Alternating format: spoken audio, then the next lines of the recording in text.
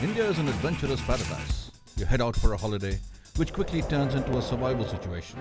A dream turns into a nightmare. I'm thirsty, I'm tired, I'm hungry, and I'm lost. Shelter, water, and food become a priority. A fire to keep you warm. But how? I'm Chandan Lahiri from OTA Survival School. I'll give you some tips and show you some tricks to use in a self-reliant situation. Do not think problems can only happen to other people. It can happen to you.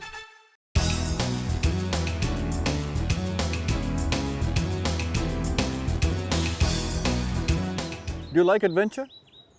I do. Chances are you do too. There's so many people I'm meeting over the years, and increasingly, every year the number seems to be increasing, about people who love the outdoors, who love an adventure, who head out for a couple of days, 3 days, maybe a week. If you're like me, chances are this is the kind of place that you want to be. But what I wrestle with very often is one question. Should I travel alone, or should I travel with a bunch of friends in a group? That's a question which often vexes me, and I don't have a right or wrong answer. Probably it depends from person to person.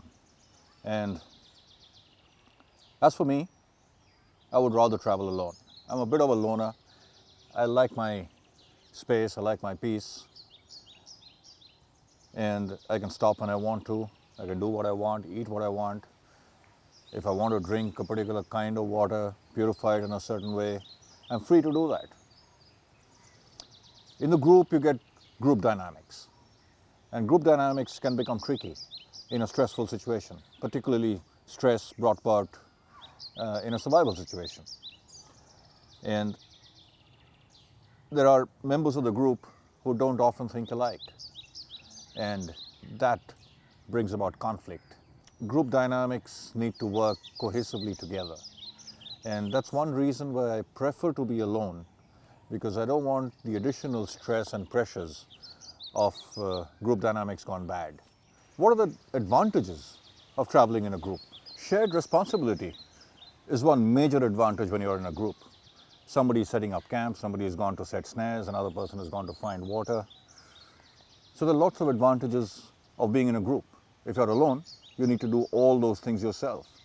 You need to set up camp, you need to find shelter, you need to set up your traps, snares, purify your water, build your fire, and that can become stressful and take a lot of time.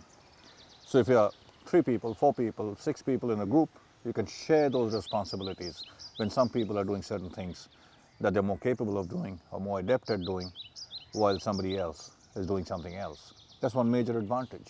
If there's a medical emergency and you're in a group and somebody has to be carried, 2 people make it easier to put the person who needs to be carried in a stretcher to carry them out. So there are definite advantages of being in a group. You see something wonderful and you want to share it. And the joys of immediate sharing with members of your group, and you're all enjoying that same sight, is absolutely wonderful. No amount of pictures or videos that you carry back home can do justice to the enjoyment and the joy that you get when you're sharing that moment. Sun is peeping through the clouds and the sky is all orange-red, it's sunset, it's just about to go behind a mountain. The glittering rays are shimmering off a pond. Wonderful sights. In a group, when you're sharing, your joy doubles. When you're alone, it's just you and yourself. Each person is different. You have to decide whether you want to travel alone or you want to travel in a group. Like I said, there are advantages for both. But in a survival situation, if you were to ask me what is a better option, I would say it's better to be in a group. Because in a survival situation, it's nice to have company. Survival situations are unpredictable and they just might happen. So it's a choice that you have to make for yourself.